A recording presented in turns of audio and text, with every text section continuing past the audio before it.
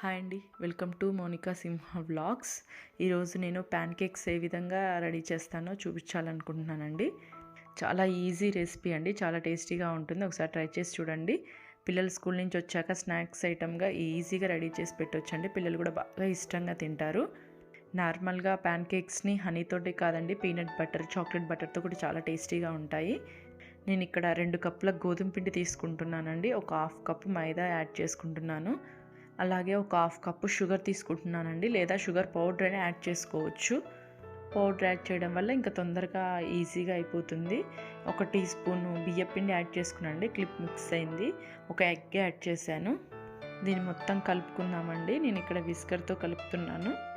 మొత్తం బాగా కలుపుకున్న తర్వాత నేను ఒక హాఫ్ కప్పు మిల్క్ యాడ్ చేశానండి. మిల్క్ వేసిన తర్వాత బాగా చక్కెర కరిగేలాగా బాగా కలిపి, నార్మల్గా చక్కెర పౌడర్ వేసుకుంటే ఎక్కువ టైం పట్టదండి, చక్కెర వేసుకోవడం వల్ల కొంచెం టైం పడుతుంది. నాకు ఇలా థిక్ పేస్ట్ రెడీ అయిందండి.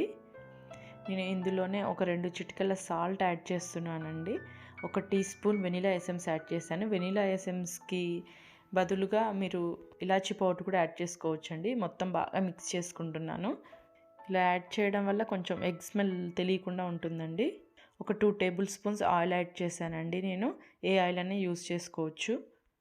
స్ట్రెచ్చర్ ఇలా లూజ్గా రెడీ అయింది. మీకు కావాలంటే కొంచెం వాటర్ యాడ్ చేసుకొని ఇలా లూజ్గా చేసుకోవచ్చు స్ట్రెచ్చర్ని. తర్వాత స్టవ్ మీద ప్యాన్ పెట్టి అది హీట్ అయిన తర్వాత దోసపిండిలాగా పోసేసుకోవడమే అండి. కానీ గట్టిగా ప్రెస్ చేయొద్దు.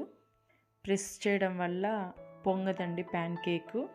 నేను ఇక్కడ బేకింగ్ సోడా, బేకింగ్ పౌడర్ ఏమి యాడ్ చేయలేదండి. ఇవి కావాలంటే యాడ్ చేసుకోవచ్చు, ఇంకా బాగా పొంగుతాయి, బాగా స్పంజీగా వస్తాయి ప్యాన్ కేక్స్. ఇలా కాలిన తర్వాత రివర్స్లో కూడా కాల్చుకుందాం. 2 సెకండ్స్ కాల్చుకుంటే సరిపోతుందండి. రివర్స్లో ప్యాన్ కేక్స్ని ఓన్లీ స్లిమ్లో పెట్టే కాల్చుకోవాలండి, హైలో పెడితే మాడిపోతాయి.